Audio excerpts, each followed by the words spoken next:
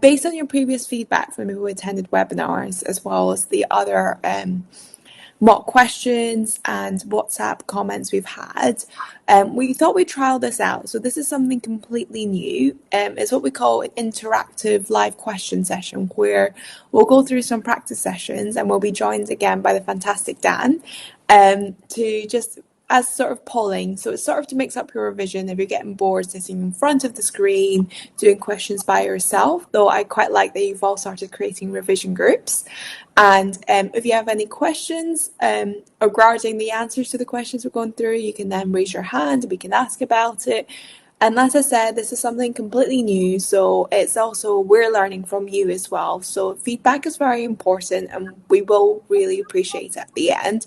But without further ado, please can I hand over to the fantastic Dan. Okay, everybody, super many thanks for coming here. I really love to present and I love the fact that you're here, and thank you for giving us the audience to do it and for trusting us to help you a bit. It's a great pleasure for both of us and we really enjoy doing that. So I think we can start. What we'll do today is we'll try a new format and we see how you feel about it, and hence we also really ask you to fill up the feedback format and tell us exactly what you think that could be better, if you like it, if you don't like it, and most importantly, if you don't like it, then why, so we can actually improve upon it. That's something that we would highly appreciate.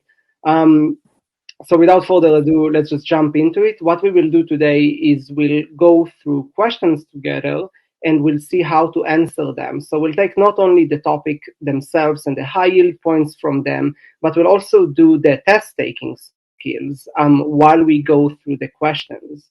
So let me go and start presenting. Yui, there might be a chance that I would need you to do the polls, because for some reason on the live version, I don't manage to press the button. So, well. That's fine. Don't worry. Just let me know. See? Okay, can you see that?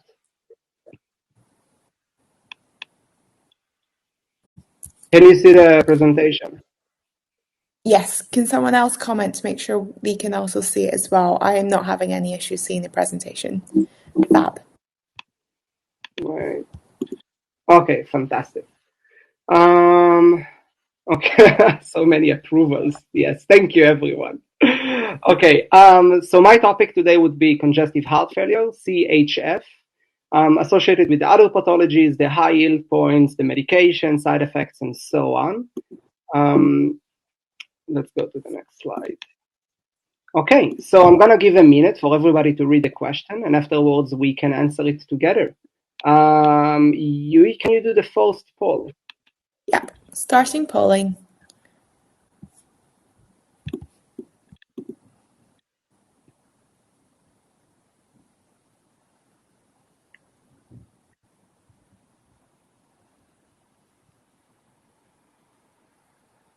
Okay, we have already one answer there.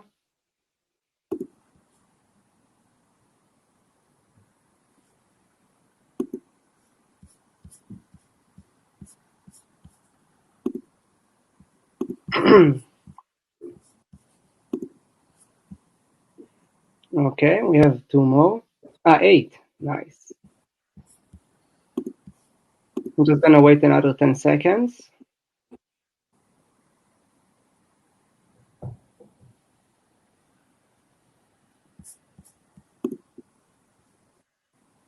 Okay, fantastic. So let's take the question before we answer it and break it into pieces. So what would be the optimal way to answer it? So in the MSRA, generally speaking, the question stems are not that long. They're relatively short, but sometimes you do have long questions. And it's important to know that this exam, or generally speaking, every exam that you're going to take in your life, it's not only about knowing the knowledge and be able to apply it, but it's also really about knowing how to go through the exam and answer the questions in an efficient manner. So that would be test-taking skills. That's the concept that we're going to use in order to depict what we're going to do now. When we have such a question, very long, but it's also not very short. And the best way to do it would be to actually start from the last sentence. If I would have a very short question with a short question stem, I wouldn't read the last sentence first. I would read all of it because there's no point in reading the last sentence first because it's only 3 sentences. But in this case, if you read the last sentence first of all, then you're going to have something that can orient the rest of your reading. And by this, you can minimize the time that you're going to have in order to read the question. When I've done the exam, at the end of it, I had something like 13 minutes left in order to go back to all of the other questions that I wasn't sure of, and I flagged them. And then I could actually recheck them and redo them and invest more time in that. And that's because of test-taking skills being optimized.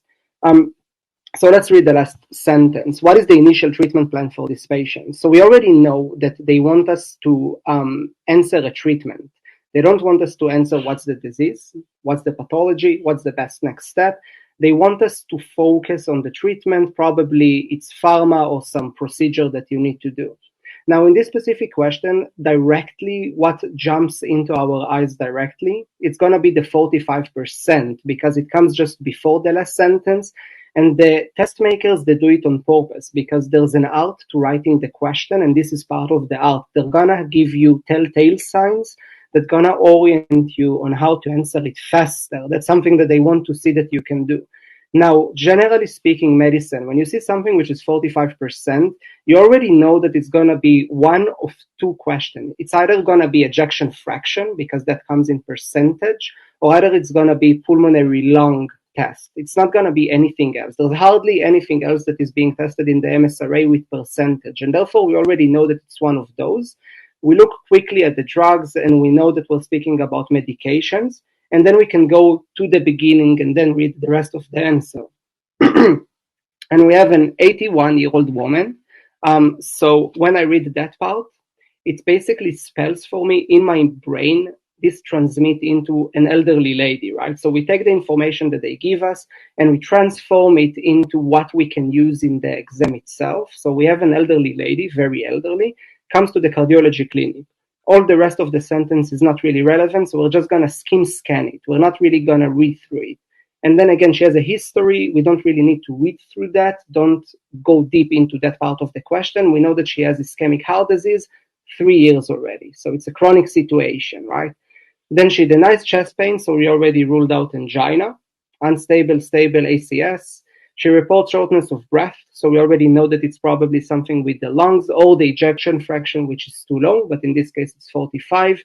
Upon examination, we see that she has good vital signs, so we know that it's chronic and it's not acute, and she has mild pitting edema. It doesn't matter until where it goes, it's written until the knee bilaterally, but that's something that when you read the question, you can really ignore it in your mind when you go to the answer itself. Because it doesn't matter how much edema she has. We already know she has edema, and that's what we need. So you can discard the rest of the question, the rest of the information. Okay, now the answer here would be bisoprolol and ramipril. And why is that? Because when we're talking about congestive heart failure, we need to have a concept in our mind that once you have this concept, you're going to answer all of the congestive heart failure questions correctly, without a doubt, and every single time get it correctly. There's no chance that you would fail any question with congestive heart failure if you have this concept in your mind. The concept is the Fantastic Four and their sidekick. The Fantastic Four would be the drugs that you give for congestive heart failure. Their sidekick is diuretic. So the Fantastic Four, just remember it all the time in your brain, Fantastic Four. Also in the clinical scenario, this is something that you will see day in, day out. It will be in your wards, in the A&E, in the ICU. Those would be your RAS inhibitors. We have 3 different classes. We have the ACE inhibitors that in the UK, it's the first line, mostly ramipril, which to the best of my knowledge was also backed up by all the studies that it's the most efficient one. You have the Entresto, which is sacubitril and valsartan. In the UK, I don't believe it's the first line, but in the US and in Germany, it would be the first line if you wish it as a cardiologist. And you have the sartans, right, the angiotensin receptor blockers. Now, sartans are not the first line because, if I'm not mistaken, scientifically, again, according to studies, they were not proven to be as efficient as ramipril. Ramipril has, however, more side effects than the sartan. So a lot of time we have people with ramipril, they have really chronic dry cough, right? It's one of the side effects of the prils. and we would switch them to sartans.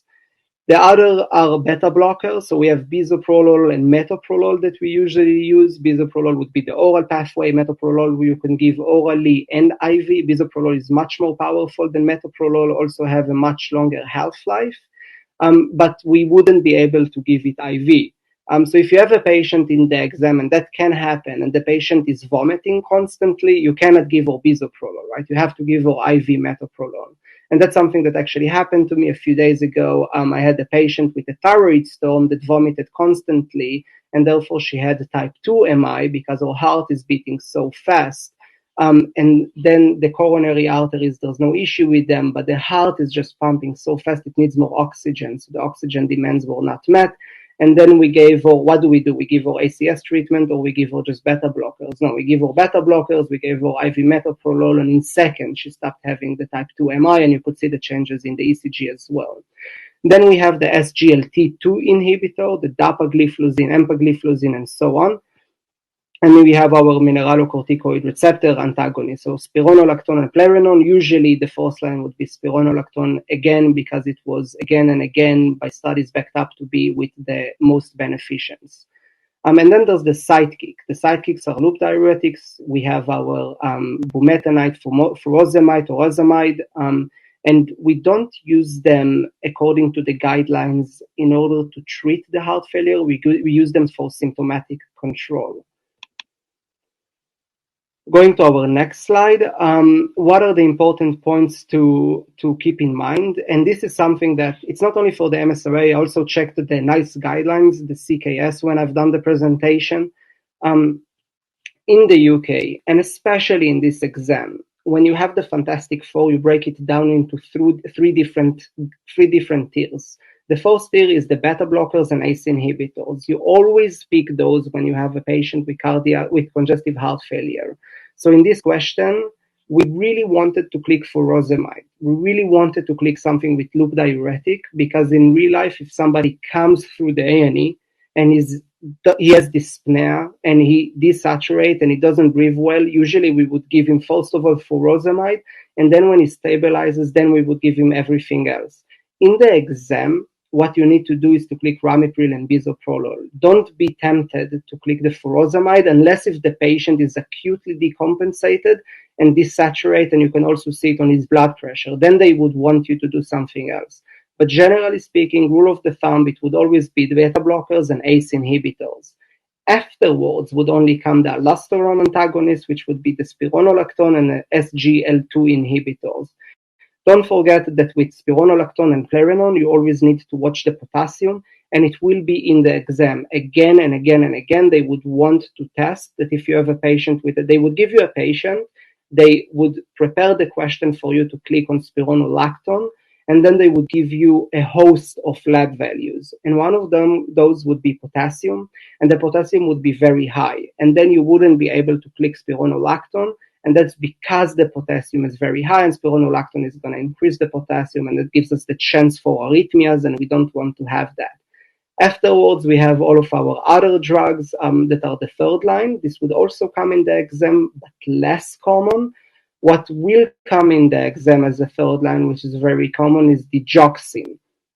Digoxin would come in a case where you have a congestive heart failure patient, and she is decompensated and she's having issues, and she's already on bisoprolol, and she's having as well atrial fibrillation. And then they would want you to click digoxin. So patient with congestive heart failure already takes bisoprolol and is in AF, then you need to click digoxin. In real life, like we said, almost always we also give diuretics, but for the exam purposes, you need to remember the first line, the second line, and the third line. So Fantastic Four and their sidekick. Let's have a sip. Okay, high yield points regarding those drugs. SGLT2 inhibitors, and this again would come in the exam in and out all the time, very common. Common side effects, UTIs, UTI. Why does it cause UTIs? Because the mechanism of action of SGLT2 inhibitor is that it blocks the reabsorption of glucose in the glomerulus, and then you basically urinate glucose as well with the water. And it also it prevents remodeling of the myocytes via a DNA mechanism, but we don't get into that right now. And my professor for cardiology in Germany used to say that if you want to know if the patient is actually compliant with their SGLT2 inhibitor, you just need to taste their urine and you'll see that it has a flavor of Coca-Cola. The second side effect, which is not that common, but it is there, is diabetes ketoacidosis, even though the patient will have more often than not type 2 diabetes. So those two side effects, right? UTI and DKA. Beta blocker, we need to know that bisoprolol is only orally, metoprolol is orally and IV. And in the MSRA, and that's a question that would come a lot, is that you won't give bisoprolol or beta blockers to people with uncontrolled asthma.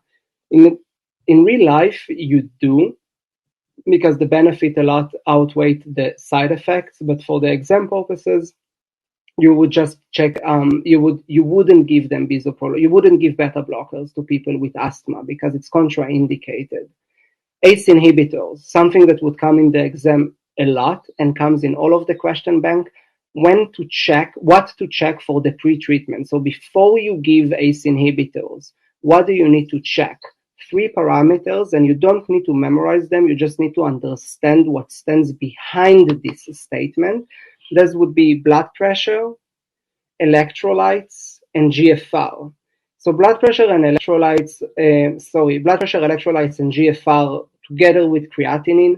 So that would be just blood pressure and UNE. And you don't need to memorize it again. It's just making sense because ACE inhibitors are going to reduce your blood pressure. So you want to check the blood pressure before and after. And they're going to influence your electrolytes, right? So ACE inhibitors are going to slightly increase your potassium. They're not going to really play with sodium. It doesn't happen in real life, even though theoretically speaking, they do influence it. And they're going to decrease the GFR and by that also increase the creatinine. So decrease creatinine clearance, increase creatinine itself. The way they do it is that they basically vasodilate the efferent arteriole in the glomerulus, and hence they reduce the filtration that happens there. So you don't need to memorize it as long as you understand what stands behind it. Now, when to check it and when to recheck it, it's something that you do need to memorize, and they will ask it, and it's very simple.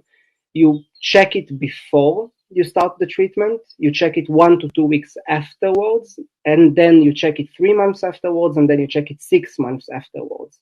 So 2 weeks, 3 months, and then 6 months. Now, another question that comes, but not so often, is with ACE inhibitors, you're going to have indifferently an increase in the creatinine. And then when do you actually stop giving ACE inhibitors because it's too high? And in the exam, it's always going to be the 30% number. And this is from the NICE guidelines. So up to 30%, you don't need to do anything. It's tolerable. And when it comes to about 30%, you would need to do something. Practically speaking, according to NICE guidelines, 30 to 50%, it's a gray zone. So you can reduce the dose, but you can also keep it as it is, or you can even stop it. But for the exam, in the exam, you would always have the 30% number. You would need to calculate it more or less yourself. And then the answers would be either to do nothing or either to do something. They wouldn't tell you, they wouldn't ask you to know what you need to do, but they would just want you to click, I don't need to do anything because the rise is not that potent. Okay, we can go to the next slide. Until now, do we have any question? Wait, let's go backwards so you don't see the question. Until now, is there any question, any point, any remarks?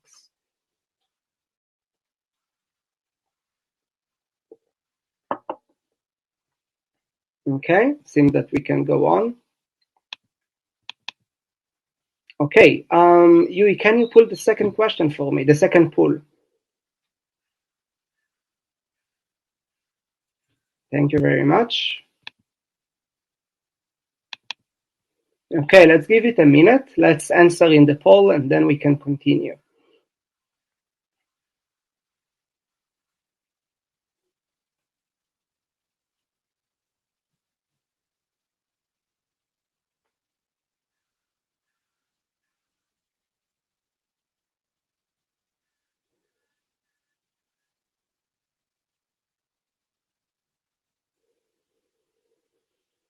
Okay, fantastic. Let's continue.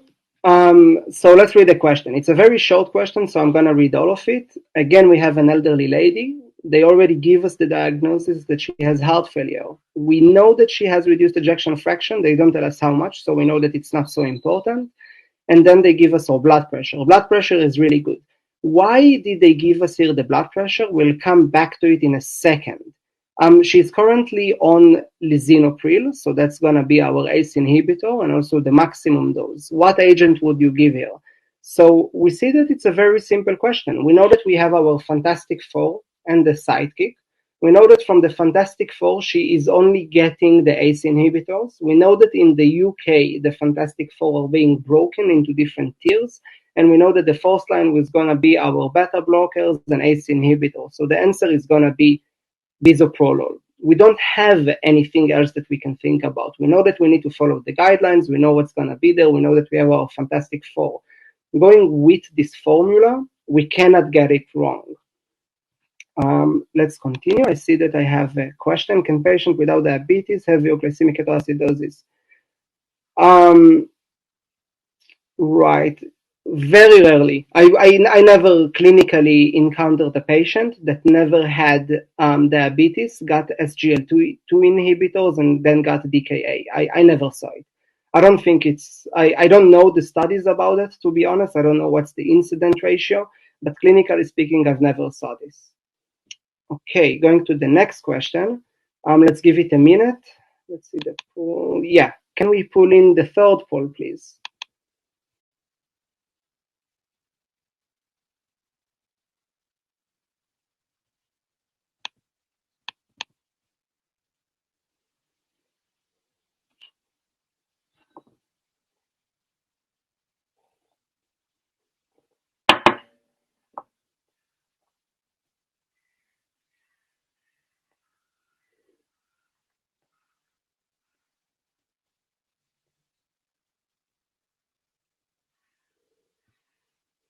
Okay, so we have 4 responses. Come on, people. We're 30 people. I would love to see more answers on the poll. Don't be afraid to get it wrong. It's anonymous. Also, nobody sees the answer. I just see the percentages. I don't know who clicked what. Don't forget that you study more from your mistakes than what you get correctly. Okay, fantastic. Let's continue. So here we have again another question with congestive heart failure as the source of the question. It's relatively short. Nevertheless, I'm going to read the last sentence just because this is my preference. Which combination of medications would provide the greatest mortality benefit for him? So we need to focus on the question here, and that would be greatest mortality benefit. That's what they want to know. Reading the entire question, a 65-year-old overweight man presents with worsening shortness of breath and leg swelling due to advanced heart failure. His kidneys function is normal and his potassium is also normal, right? Again, they gave us this because we need to know that if we do click spironolactone, it's fine. That's why they gave us this here. Then we have all of the answers, but I don't need to waste any time on the answers. I can only scan them and then I would already know the answer because again, they gave us a patient, he has CHF, and then they ask us which one will give us the greatest mortality benefit. So we know that we have the Fantastic Four and we're just gonna go through this algorithm again. I know that already now in the third question for you guys, it feels a bit dry because we already done it in the last 2 questions. But what I want to exhibit here, what I want us to take, the silver lining would be that if you stick with the Fantastic Four under a sidekick, this specific topic, you will never, ever, ever get it incorrect. You will always get that question. You would always get it correct. You would always get your points, and you would always be able to answer it fluently and flawlessly correctly. And the answer is going to be, again, ramipril and bisoprolol. Going through the other answers just in order to take them out of the equation, furosemide doesn't give us any mortality benefit. It was proven in many studies, again and again, in the US and in Europe, that it doesn't matter if you give furosemide, it's not going to increase the longevity, the lifespan of the patient if he has congestive heart failure. Those are going to be ramipril and bisoprolol. Now, thiazide on the same class as furosemide here, atenolol is not a beta blocker that we would usually give in congestive heart failure. You would see patients in clinical scenarios that has also GI issues due to liver cirrhosis with varices, with esophageal varices, and then you would be able to click atenolol, but otherwise you need to pick bisoprolol. Furosemide in B, again, it means already that we cannot click it. Amelioride is not related to congestive heart failure. We use it in order to reduce intracranial pressure usually. And E is the same. We have amelioride there. So we could answer the question correctly. Yes. Hello, any chance you could repeat Fantastic Four thing? Sure. So Fantastic Four and their sidekick are ACE inhibitors, bisoprolol, so beta blockers, mineralocorticoid receptor inhibitors, that would be your spironolactone or eplerenone, and you're going to have your SGLT2 inhibitors. So those would be dapagliflozin and empagliflozin. By the way, another thing that going back in the slides, something that I forgot to tell you about, a really cool way to remember the dosages is that beta blocker bisoprolol, maximum dose 10 milligram per day. Ramipril, biggest dose that you can give, 10 milligram a day. Dapagliflozin, empagliflozin, what you always give is 10 milligram, always, for congestive heart failure. So you just need to remember the number 10. If you have a patient that gets his SGLT2 inhibitor for diabetes mellitus, it could be 15 at times, but usually we do use 10. Okay, going forward. Right, this is what we've done just right now. The high yield point. Focus on the question they ask. So if we go backwards, we see that we have greatest mortality benefit. If it would be written, and it can be written in the exam, what do you give in order to relieve his dyspnea? What do you give in order to relieve his edema? What do you give in order to relieve his shortness of breath? Then you would click your furosemide, your bumetanide, your thiazide, but not in the case that they ask you greatest mortality benefit, and not in the case where they ask you what's the initial step that you need to do. Okay. ACE inhibitors come before the ARBs, so ramipril comes before the sartans, candesartan, valsartan.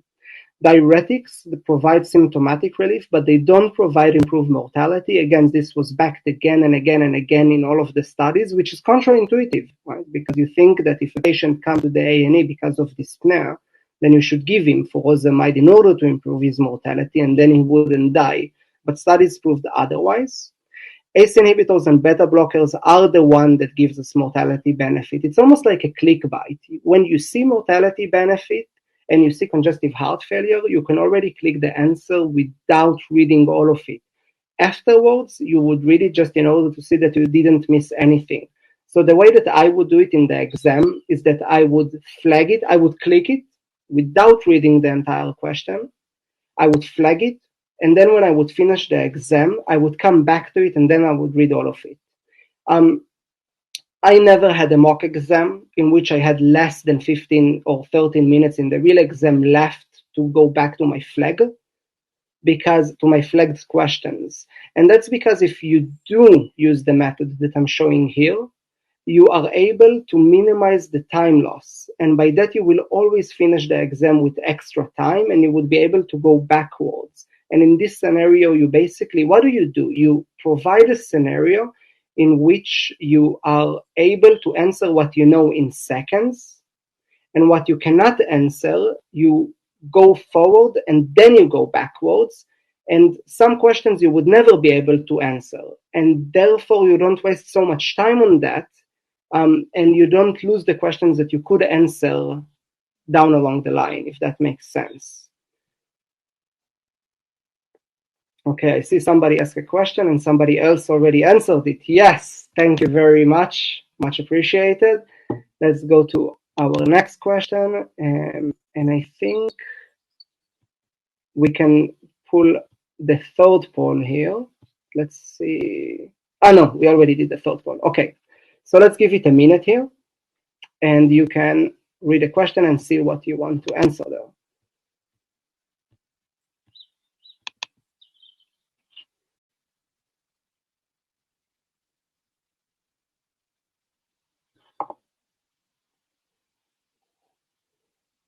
And Dan, do you want me to start a poll for the fourth question?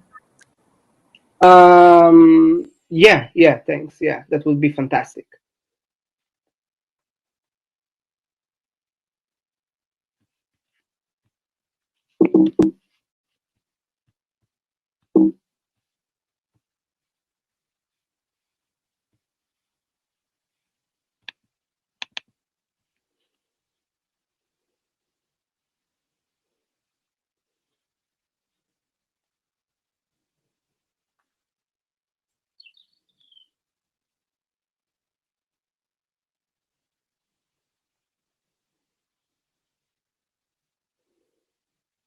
Okay. Well, either 34 responses, all of them correct. Either I have chosen very simple questions, or either we got the topic correctly. Okay, fantastic. Let's continue. So, what did I want to do with this question? I didn't want to actually teach you any topic here. I wanted to go with you through the test taking skills. Why do I say that? Knowing what we already know, reading the last sentence, because this is a mid-size question. So what do we do with questions that are mid-size or long size? We go through the last sentence first of all. Considering the probable diagnosis, which of the following medications has been proven to enhance long-term survival? We know that in the MSRA, if you have this question, you know that it's congestive heart failure. There's nothing else except for some chemotherapy questions that would ask you about this. So we already know that they're going to ask us about congestive heart failure. We don't even need to read the question itself. And I'm already going to go and click Ramipril without reading the question. This is a classical scenario in my life where I would click, flag, continue. This would take me literally less than 10 seconds, and then I would come back to it at the end just to make sure that I didn't get it incorrectly, or that there was something there that I didn't do, that I didn't pick up. For example, if it's written that she has Ramipril allergy. But generally speaking, I would click, I wouldn't read the question. I would click, flag, continue, come back to it at the end, because sometimes they would give us there's Ramipril allergy. But again, if you use this equation of how you're going to answer the questions, you're gonna always have some spare time. And with that spare time, you can make sure that you didn't miss anything. It's also a game of statistics. So yeah, it could be that with this method, you would miss one question. That being said, for all of the rest of the question, you would have much more time to answer. And I mean those ones that you do need to invest time in and thought and thinking. Okay, reading through the question, not diving really deep into it, you see that we have here a patient with a classical scenario of congestive heart failure. Again, they ask us about which one improve long-term survival, and that's going to be about Ramipril and beta blockers, so ACE inhibitors and beta blockers. We don't see any beta blockers, so we're going to pick up our Ramipril. Somebody asked me about spironolactone, if it reduced mortality.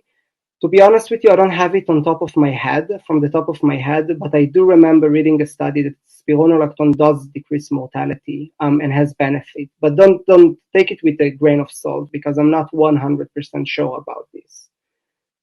Okay, going to the next. Just a second. Okay, so again, somebody asked something and somebody answered. I love it. Thank you very much for being interactive. It's awesome. Now, talking about, this is not a question, it's just something that is it's very good to know. Talking about heart failure diagnostic criteria, which is something that we don't really use in clinical life. It's very good for the exam to know it, because once you know those criteria, the major and the minor, when it appears in the question, you can deduct, you can speculate kind of directly what's going to be the pathology. So let's just give a second to go over the slide. If somebody has any questions, you can let me know.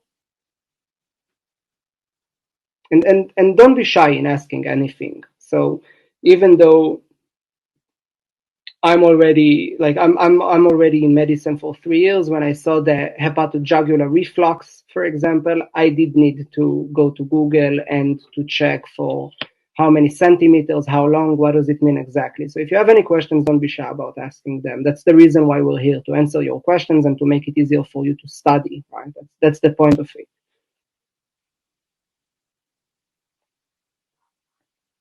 Okay, so I think we can go on to the next slide. Now, this is an X-ray that would just depict us what we see in congestive heart failure in a very beautiful way. If we go to the next slide, we can see it here. So what do we see in the X-ray? We have our cardiomegaly, so the heart is bigger, right? It's more than half of the side of the thoracic outlet, the cavity. We have our blunted diaphragmic angles because there's fluids in the pleural fissures. We have our Corley A and B lines. We have our bilateral haziness, so the blood vessels are hazy. We don't really see their outlines. And we see the bat wing distribution, the cephalization. So the blood vessels are going towards the head, cephalization, cephalus. And that would be a very classical picture of congestive heart failure.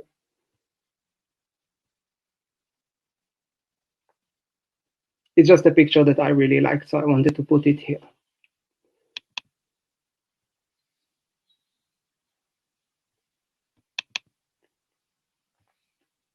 Okay, and that was it from my side. If you have any questions, you can let us know. Yeah.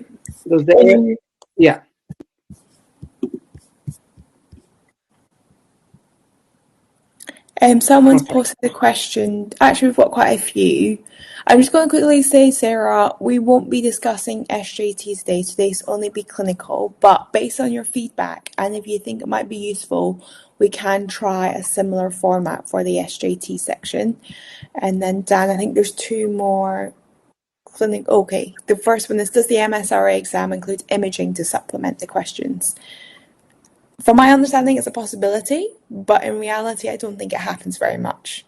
Is that correct, Dan? Yeah, it's correct. They would describe it in vocabulary. So it would be in the text, but they wouldn't necessarily give you a picture. They do give lab values. They give pulmonary function tests. They give you numbers. They give you the findings in words. They won't necessarily give you pictures. I do think I had 2 ECGs. I'm not 100% sure anymore. But generally speaking, no.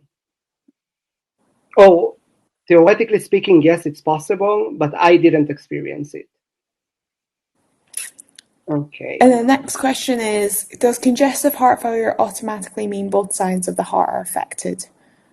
Okay, the answer to that is no. A lot of time it does happen because it's more common to have left-sided heart failure, and then we get pulmonary congestion, and afterwards it goes into the right side.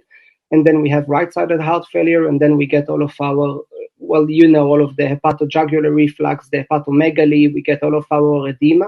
But generally speaking, no. The most common would be left-sided heart failure, and that could be because of valve pathology, so the heart cannot pump blood against the valve. It could be because of the arteries. We have increased blood pressure, and again, the heart needs to pump a lot of blood against that blood pressure, and it doesn't manage. And that's how you get your concentric hypertrophy of the myocytes. You can have an enlarged heart in which you don't have a concentric hypertrophy, but the myocytes lining of the heart, the muscle layer, it's becoming very thin and large, and then you have increased filling of the heart, but it cannot pump it forward. And that would be your left side. But you can also have just right-sided heart failure. So for example, in the case of COPD, you have cor pulmonale. And what does cor pulmonale mean? It just means that because you have any lung pathology that influence the oxygen exchange in the lungs, in the alveoli, therefore you get, as a basic pathological, physiological reaction of the human body, constriction of the blood vessels of the lungs. And then the right side need to pump a lot of blood against that, and it doesn't manage, and therefore you have backflow of blood from the right side, and that would be an isolated right side heart failure.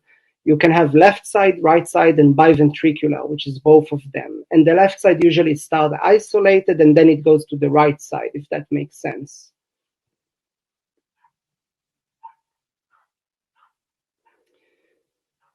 Okay, let's go to the next one. would we be able to see the earlier part on Fantastic Four? Sure, let me go back there. I knew that it would be a catchy thing. Actually, it's something that I picked up when I was in Berlin. There was a cardiology convention there, and it's someone in the Charité hospital. He said it. He talked about the Fantastic, and he was raving about it. He was crazy about the Fantastic Four. He loved so much the term. If a patient has hyperkalemia, is there an alternative to spironolactone, or should it just be omitted and just ACE, BB, and SGLT prescribed? Well, generally speaking, this is a very good clinical question. It wouldn't come in the exam. It wouldn't come in the MSRA. In this case, you can use a Pleuronone, which is less potent in my clinical experience than spironolactone. But you don't have another drug that can replace it. No, you would just drop it and you would keep the other three. Okay, when MSRA questions ask for most appropriate investigation or management, should we choose the initial investigation or the definitive gold standard? Right, so this is something that the MSRA loves to do, and it's really annoying because they do ask you those questions and there is no correct answer to give beforehand. It's very scenario dependent. So a question that is depicting that situation was, I had a patient with in the exam with pulmonary embolism, and they asked us what's the most appropriate or what's the initial investigation that you would do. And they gave me something like 7 options, and all of them were correct. But what I needed to click was most likely, because I don't really know if what I clicked is correct. I just know my final score. What I clicked was blood pressure, because if I have a patient with pulmonary embolism, then I want to know if it's decompensated and we need to declot it now, right? If I need to give him anti-clot, if I need to give him any drugs that would declot him right now. So even though I had their ECG, CTPA, and saturation and so on, what I clicked was blood pressure because that would mean for me clinically the most what is happening there. So there was no saturation in that question. It was only BP, because I think if you would have BP and saturation, it would be too difficult to answer between those two. So that's a very good question. It does come a lot in the exam.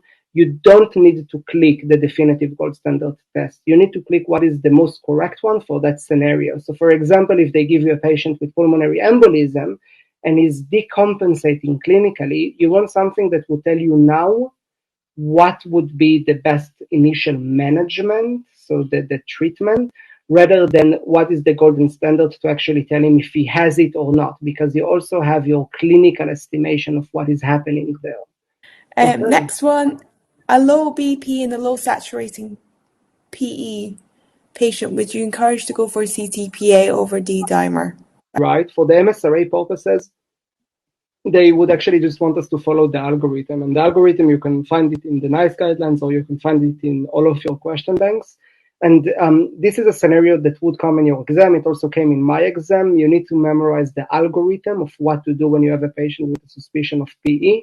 And then you just need to follow the algorithm. They would actually ask you to calculate, even in some questions, how many points he has according to, the Wells criteria, whatever you use. And they would ask you, they would tell you, use this criteria or use that criteria. And then they would ask you what is the best case, what is the best next stage that you need to do, what's the next step that you need to endeavor upon. So if you have the patient in the exam, you need to follow the algorithm, and then following the algorithm, you need to click the answer. It's very annoying because clinically speaking, it's not necessarily what you would do. And memorizing those algorithms also feel a bit like a waste of time, because in real life, you just have it on your phone, so you don't really need to memorize them in that manner.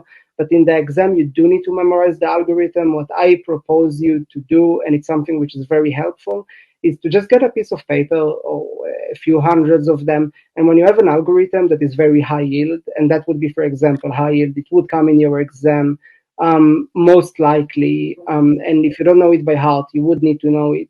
Then start just writing the algorithm on the paper and write it again and again and again, and make it a habit. So every time, every day that you sit for an exam, have a list on the computer of what you need to memorize without a faulty, and then just memorize it. And memorizing it wouldn't necessarily be in your brain. It would be able to write it on the paper. don't forget that in the real exam, you also actually get a whiteboard and a pen to write on it. So when I got such question, I would do the algorithm on the paper really quickly, and then I would get to the results that I want, and then you click the answer following the algorithm. And in the MSRA, sometimes there are scenarios that are exceptional where you don't need to follow the algorithm. But again, doing either in the next presentation that we do, we can talk about it, or either in your question bank, those scenarios would be explained. So they will tell you in which cases you don't follow the algorithm because the patient is deteriorating too quickly and you need to do something else. So it's something that is very difficult to answer when it's a relatively vague scenario. So we need to have a scenario on the screen, but you would be able to answer that if you memorize the algorithm in the exam. Yeah, and following from Dan, I think who I would recommend is the Chad Vass score of when to start anyone anticoagulation in the curve 65. The Wells score, I think it's probably my second priority as well. Yes, so thank you. Aman, you're quite right. The smear test algorithm is another high yield one. We'll bear that in mind and we can look into doing a flashcard for that. Oh, Dan, texted me a really good question. Spoke about reading long questions. Generally, do you find questions often contain distractors, irrelevant info to throw you off tangent? The MSRA specifically has more kind of rather has some points that are buried in the question stem that you need to pick up than distractors. So for example, you would have a very, very long question about the patient. The answer would be very classically penicillin, but then it would be written in one word or two words somewhere in the middle of the question that they had some reaction to penicillin in their childhood. And if you didn't pick that up, you would get the questions incorrectly. Yes, we do have questions with red herrings or distractors, but not so often. It's more about some crucial information that they try to bury very deeply in the question. That would be there. Sometimes you do have distractors, but less often than those points that would be buried in the middle of the question. And again, if they don't usually come, but when they do come, if you use the method with the test taking skills, you would be able to go back to the question and read through it. It's important to understand that you have less than 1 minute per question. So there's no chance that, unless if you're an extremely fast reader, and I'm a fast reader, and I'm not that fast, unless if you're an extremely fast reader, you cannot read all of the question properly and still finish the exam in time. So it's better to read them relatively, so better to use those test taking skills that we talked about today. Again, that's my specific recommendation, and usually I see that it functions. I never saw that it didn't function, but it might be that it wouldn't be for you specifically. If you use that method, you create a scenario where you have time in the end to go back to those questions that you didn't really read through, and then to go through them at the end. And again, I just want to say a very warm thank you to Dan. Absolutely fantastic. Yeah, any other feedback, comment, or else I think we should probably finish here.